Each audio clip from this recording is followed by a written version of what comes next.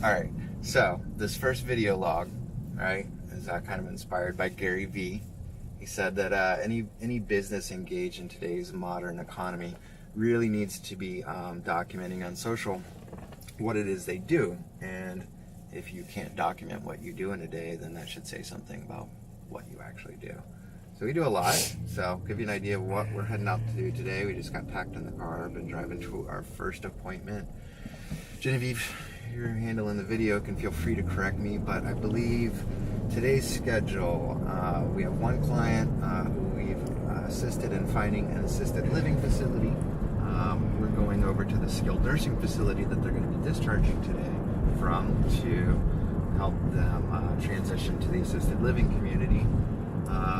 While there, we have two other clients that we're in the initial assessment phase with, so just figuring out what exactly their needs are, their geographic preferences, budget, etc., to begin helping them finding the best fit for a care facility. Then we have, so that's 3 clients we're meeting over at the skilled nursing facility. Then we have a meeting over at Banner, the different client initial assessment, and then family who can no longer afford the cost of care at a Brookdale facility, so needs to look at some more affordable options. And then we've got a past client who returned home and now has seen a great improvement in their health and is looking for an independent living community, so more like an apartment with a whole lot of amenities. So we're now reaching out to the 8 facilities that are within their geographic preference to get current availability and pricing. Pretty busy day, so as we go through, we'll go ahead and keep documenting it.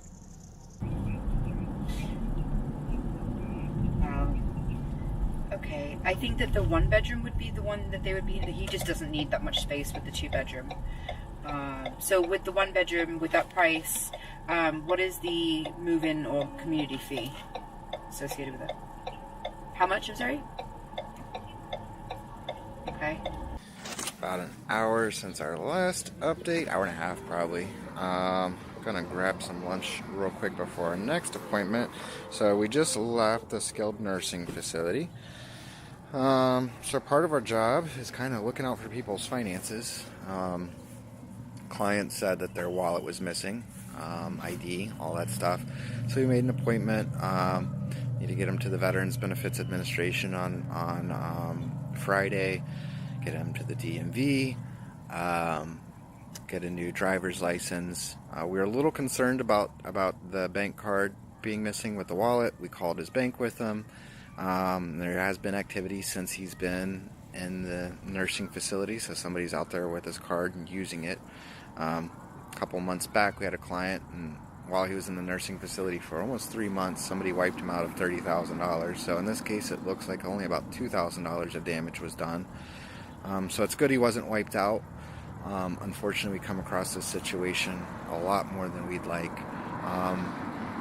So we don't just find, say, here's 5 assisted living options to go see him.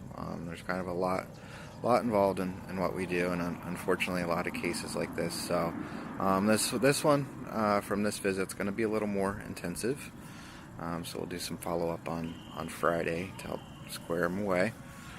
So off to lunch now, and then I think we are heading over to Banner Hospital, and we'll give another update. Alright, we are now at Banner University. I have a patient to see here, and still haven't made it to lunch, but they've got a great cafeteria here at Banner. If you got prejudices towards cafeteria food and you don't have a lot of experience with it, I highly suggest it. It's great. On our drive here, Spoke with one of our new clients' spouses. Looks like we're going to be able to help them with some Altex to cover the cost of their care. Then we'll be meeting with them tomorrow at Skilled Nursing to present some assisted living options and go over more of the Altex stuff in more detail. And then here at Banner, we've got a client that needs some options presented to him, really doesn't understand the difference. There's 2,000 facilities in Arizona. A few dozen very large facilities, 20, 30, 100, 200 bed facilities, and then like around 1,800 smaller facilities, 5, 10 bed facilities. So explaining those differences, showing them to him so that we can begin the search. And then on our ride here, got 2 more patient referrals, so just getting some initial information on those. Looks like this is going to be a long day. All right, leaving Banner now. Client is receptive to assisted living, so we have our marching orders now. We know where to look. Glendale Mesa area, we know the budget we're working with. So next phase is for us to contact all the facilities within that geographic range and get their availability and pricing. Present 9, 10 options to the family. They'll narrow it down to 3 or 4 that they want to go out and see, and then we're going to go out and see those facilities Monday with the family. One of the things we did find out was there's some abuse going on in the home, kind of strangers, and some people a little familiar with the patient were living with him. There was some physical abuse as well as some financial abuse, exploitation. So common theme today, twice now, both facilities back to back. So if you've got a loved one out there and you happen to be watching this video, check in on them. There's a lot of abuse and a lot of financial exploitation out there. It tends to happen with the most vulnerable. Those are our elders. So if there's any takeaway from today's video, give a call, check in on your loved one, make sure they're doing all right and that nobody's taking advantage of them. So right now, we're gonna head back to the office, regroup, and we'll go from there. Okay, hospitals, skilled nursing facilities, meeting with clients, their families. Hello. One second. So meeting with their clients, families, a lot of driving, a lot of hospitals. Big part of our day as well is reaching out to facilities that could be a good fit for our clients. So I'm going to kind of peel back the curtain on this a bit for you. See kind of some of our secret sauce, some of the tools and technology we use to drill down on the perfect fit. So take a look now. All right, so you're taking a look at one of my screens on my computer right now. So when a family has given us a budget and a geographic preference, our first step is to kind of narrow down that geography. Our preferred preference is by drive time, so we will identify the friend or family member who would be visiting their loved one most frequently, and then apply what we call a drive time polygon to our map. So what you're seeing here is all the facilities in the greater Phoenix metro area. There's a lot of options, so we need to narrow these down to the best fit. So what we do with this polygon is we just plug in their address, plug in the maximum drive time from that address to identify all facilities within that drive time. So we'll kind of take you through that. So it's calculating right now, and we've drilled down from all of these literally thousands of dots, about 1,600, down to this area that you see here, highlighted in blue. These are all of the facilities that can provide the level of care that their loved one needs within a 15-minute drive time. So you see we have parts of Chandler, parts of Gilbert, parts of Mesa. Next step in the process is to reach out to all of these facilities to check their availability and their pricing to confirm which ones would meet those two criteria, and then we'll begin drilling down even further. So here in a moment, we'll show you how we reach out. While we've narrowed down the group quite a bit, we still have a lot of facilities in here. So we'll show you how we efficiently reach out to these facilities. Alright, so on the last screen we did the proximity search. So that took us down from about 1,500, 1,600 facilities down to 173. Still a lot. So next step in our process is we send out 2 messages, one voice, one text. So we've obtained cell numbers, good numbers for the text messages for these facilities, their owners and managers. So we just send them out a message, real simple message. In this case, hey, it's Patrick with Assisted Living Finders. We're looking for a private room for a male. Let them confirm the area and let them know what the max budget is, and that if they have availability and would like more details to see if they can accept that resident to message us back. So at this point, we just hit send.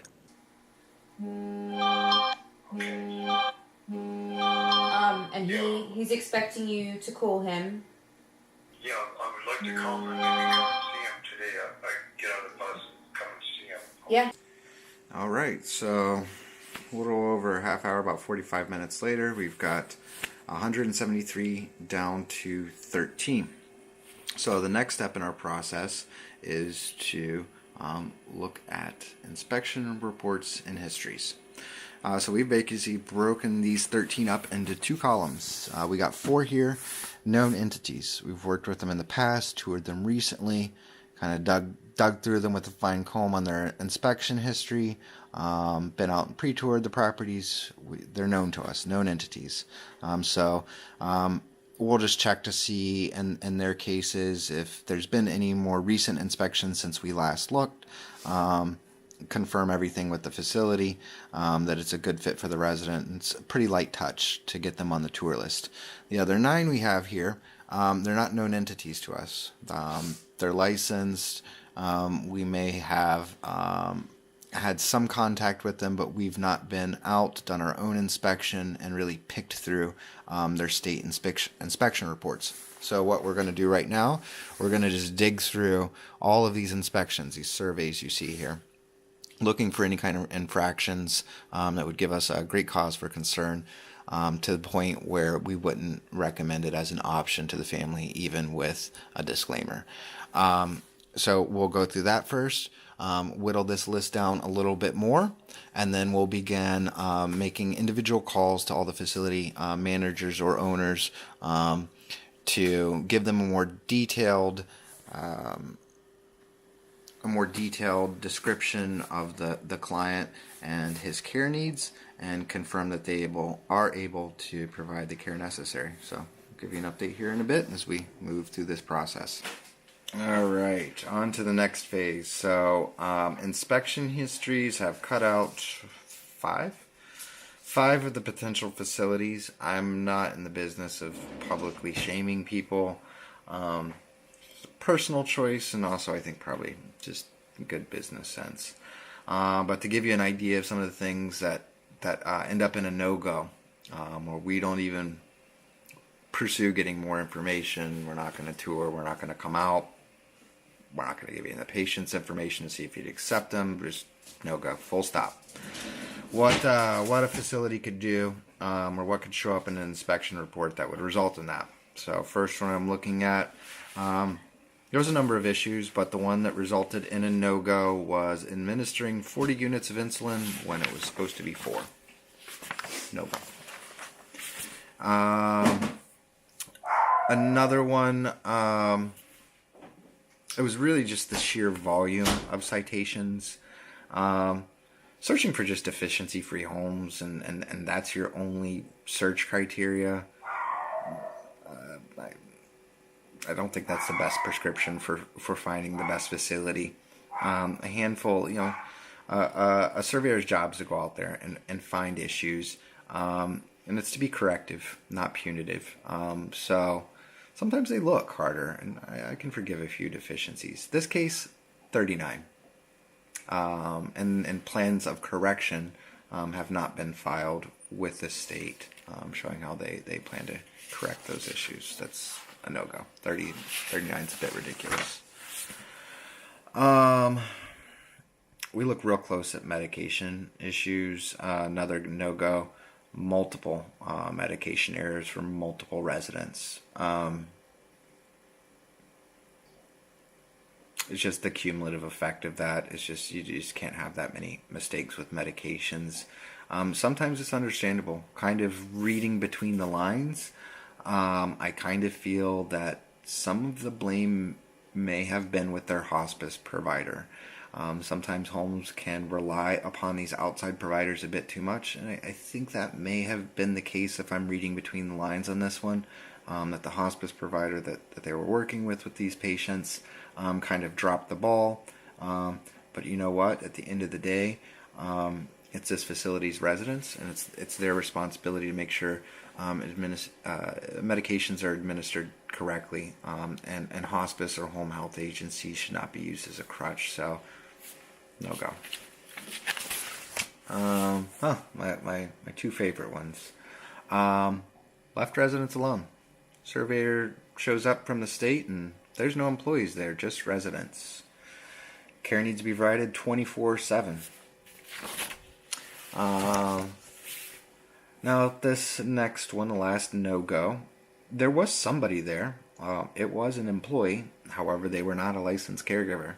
The employee, a licensed caregiver or manager, is required to be at the facility 24/7. So that is as basic as it gets, is having a caregiver present 24/7. So those were our no-goes. Next step is we're going to call the remaining facilities. A handful of them we have some track history with. One we've already talked to. He called me and is willing to tour with the family. So that gets one out of the way. So I think I've got 8 calls to make. Describe the patient a bit better to these facility managers and owners. Make sure it could be a good fit. The ones that I have not been out to recently, I will then go out and perform on-site inspections. Okay, the case we've been working on is coming in on time and on budget. I went through all the facilities, talked with the owners.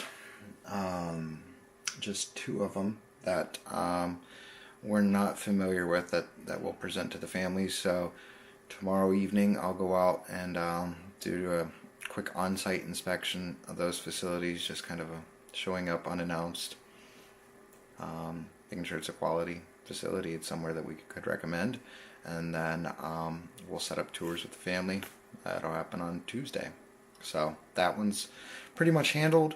Going on 6:30 in the evening, and just a few minutes ago got a call. Referral from a hospice company, and the power of attorney wants to tour facilities tomorrow morning. And we just got the call at 6:15 at night. So going to basically repeat the process you kind of saw with identifying facilities within a geographic range and budget, and get hopefully get to bed at a reasonable time tonight, so that we can present those options to that family tomorrow morning. So working under pressure on that one. I think today has been a very good representation of what an average day is like. I'll be sure to update this video blog with some kind of the pre-tour inspections that I do prior to presenting a facility as an option to a family, and then maybe we'll even grab some family tour video. So I'll try to update that in future videos.